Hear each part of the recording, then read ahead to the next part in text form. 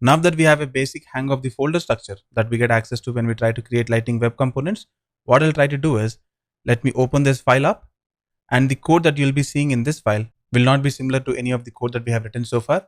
And that is what we'll try to do in this episode, which is nothing but we'll try to understand the code in this JS file.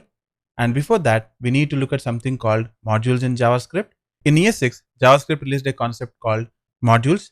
And to understand modules, let me try to open up a new instance of this editor. There you go. This is the one. And a module is nothing but combination of classes, properties, and methods. And if you look at what I've got here, I've got three files, which is index.html, main.js, and vehicle.js. And this index.html is going to have plain old HTML code within it. And in main.js, we'll be having some code, and I'll be coming back to this file in a moment. And coming back to vehicle.js, we have some other code here. And this class is a combination of class and methods. And by using modules, what we try to do is we try to take one big JS file and we'll try to refactor the code in such a way that we try to move all the code representing similar functionality into one file.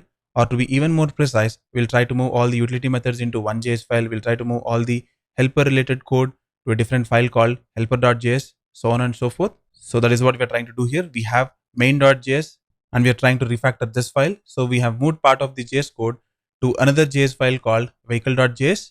Not only this, we can break it down into further more files, and all these broken down pieces are stitched together by making use of something called import and export keywords. And what I mean by that is, this file called vehicle.js has got one class and it has got two methods. And to the end of this file, I'll try to export this class and also this methods. Likewise, we might have one more JS file here, and that JS file might have few methods, few properties, and a class. And from that file, we'll try to export the class, properties, and methods. Likewise, one file is broken down into multiple small chunks, and in each and every file, we'll be having